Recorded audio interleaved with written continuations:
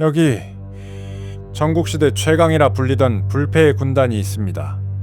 그 이름만으로도 적들을 공포에 떨게 했던 다케다의 군대. 하지만 1575년 이 전설은 단 하루 만에 무너졌습니다. 역사는 이 전투를 총이말을 이긴 단순한 기술의 승리로 기록합니다.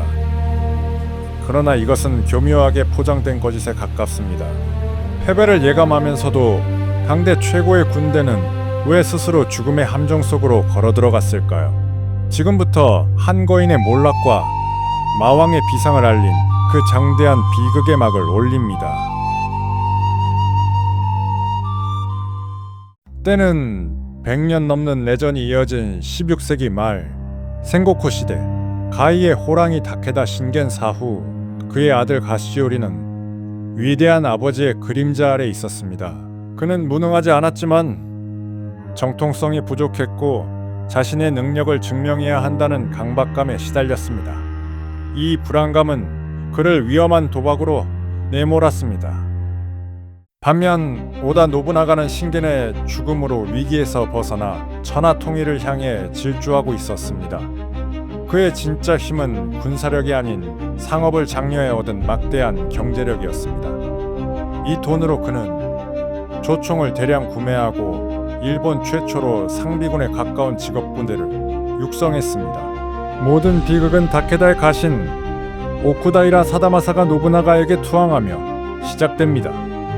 이는 가시오리에게 참을 수 없는 모욕이었고 그는 자신의 권위를 걸고 배신자를 처단하기로 결심합니다. 흔히 이 전투는 다케다의 무적 기마대와 오다의 조총 3단 사격 대결로 알려져 있습니다. 하지만 둘 다 신화에 가깝습니다. 당시 일본 말은 작고 등자도 없어 기병은 말에서 내려 싸우는 것이 일반적이었습니다. 기마군단이라는 개념 자체가 후대의 창작물입니다. 노부나가의 비기라는 3단 사격 역시 신뢰도 높은 사료에는 등장하지 않는 애도 시대의 창작입니다. 그렇다면 진짜 차이는 무엇이었을까요? 바로 병력의 질과 시스템입니다.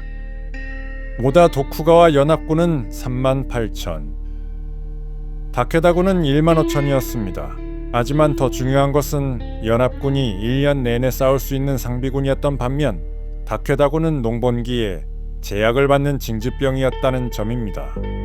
승패의 복선은 무기가 아닌 그 무기를 운용하는 시스템과 경제력이라는 비대칭 변수에 있었습니다. 압도적인 숫자의 노부나가와 절박한 도박을 해야 하는 가시오리.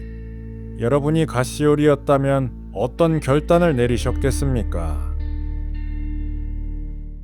1575년 5월 15,000의 다케다군은 500명이 지키는 나가시노 성을 포위합니다. 성이 함락될 위기의 순간 전령 도리스네에 머는 포위망을 뚫고 구원군을 요청합니다.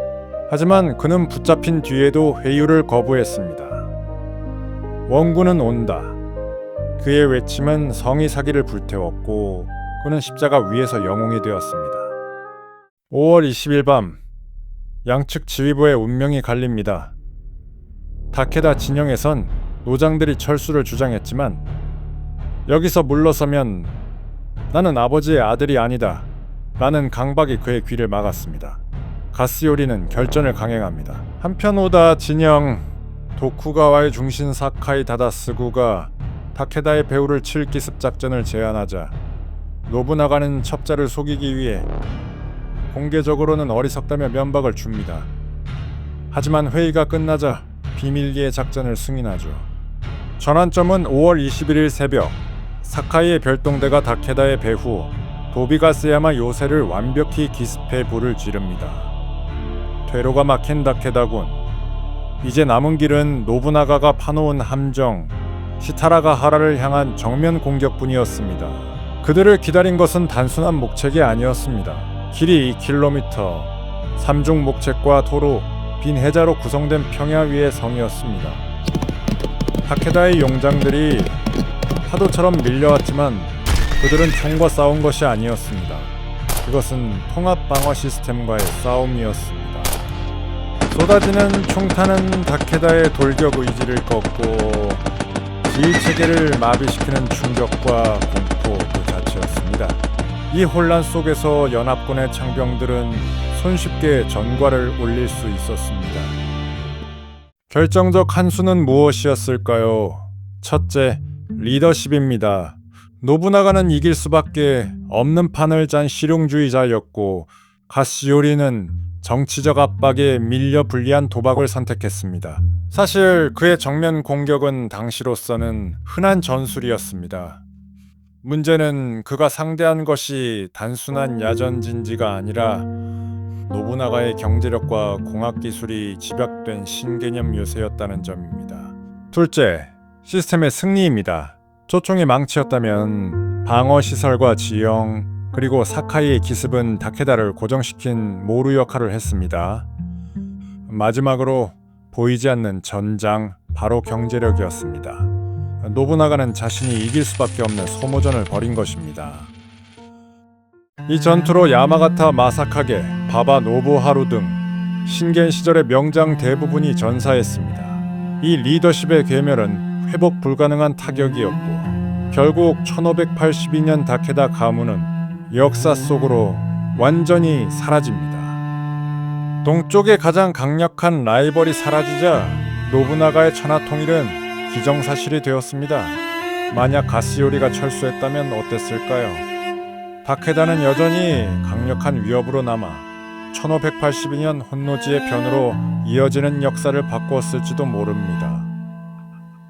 나가시노 전투는 새로운 무기의 승리가 아닌 새로운 전쟁 시스템의 잔혹한 승리였습니다. 치밀한 계획으로 외부의 적을 파괴할 수 있음을 증명한 오다 노부나가.